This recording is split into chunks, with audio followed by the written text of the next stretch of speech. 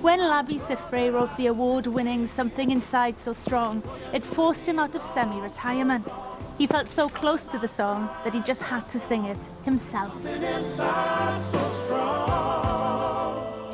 Labi Siffre had already had several hits in the 1970s, including It Must Be Love, later covered by Madness. But in the 80s, he moved away from the music business in London to find some peace. This is Caddington in Buckinghamshire. This is where I used to live. It's beautiful. Has it changed much? It's changed a little bit. See, I've got my priorities in the right place, you see, because we actually bought a place with a gate in the garden wall that goes straight through to the pub. When it came to writing the song Something Inside So Strong, Labi had been in the pub until late one night and came home to his music studio. I sat down at the keyboard, I played the chord, I sang, "The higher you build your barriers, the taller I become." And I found myself crying. The higher you build your barriers, the taller I become. What was the kind of song you were hoping to write? I was trying to write songs for people who didn't have a song of their own to sing. And that's a lot of people. People who are not represented, whose voice is not allowed to be heard. I'd seen this footage from apartheid South Africa. There were some white South African soldiers and they had rifles and shotguns and they just suddenly started shooting at black people in the street, seemingly without any provocation at all. It was just something, it obviously stayed here, it was important. Also around this time, Labi became involved with nearby Aylesbury Vale Multicultural Centre, set up to try and help deal with unrest in the town centre, providing an alternative place for young black people to meet.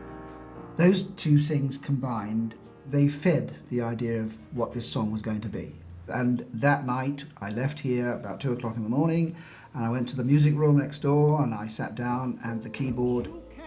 I did cry, and because I realised with the pain that, in fact, this was autobiographical. It was about my life as a gay man, who was a gay child, who'd had to put up with living in a society that, up at that time, had not managed to find a backbone.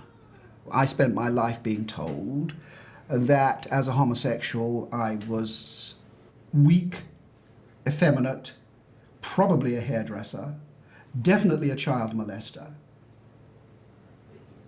And I was told that all my growing up life. Because quite frankly, the problem is not homosexuality, the problem is homophobia. Labi believes that had he revealed a personal side to this song at the time, it would never have been released. As it was, Something Inside So Strong became a top 10 hit in 1987 and went on to become an anthem for human rights around the world. 30 years after writing the song, Labi is revisiting the Multicultural Centre in Aylesbury. The more you refuse to hear my voice, the louder I will sing. Some of the teenagers back then are here today. At the time, I perceived it as being a song about what was going on in South Africa, but you could still relate to it in regards to what was going on around us and not really having a voice. It was like a song of defiance that everyone's got their own inner strength, and no matter what anyone says, you can do it and rise above it. There's something inside so strong. I know that I can. The truth of the matter is, you could say that the song was written about apartheid, but informed by my life. There's an odd thing about it insofar as I have occasionally wished that the song had helped me as much as it's helped other people.